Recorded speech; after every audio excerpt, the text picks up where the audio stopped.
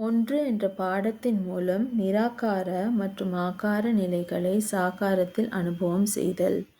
ஓம் சாந்தி.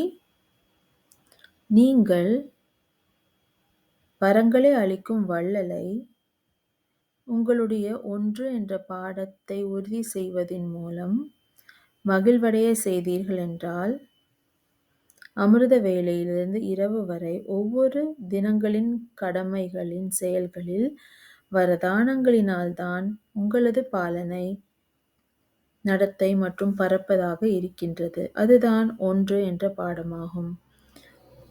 ஒரே நம்பிக்கை, ஒரே பலம், ஒரே கட்டளைகள், ஒரே ரசனை, ஒற்றுமை மற்றும் தனிமையில் ஏகாந்தம்.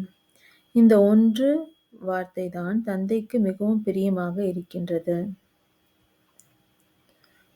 அப்படி இந்த ஒன்றின் பாடம் உறுதி செய்தீர்கள் என்றால், உங்களுக்கு எப்பொழுதுமே கடினத்தின் அனுபவம் இருக்காது.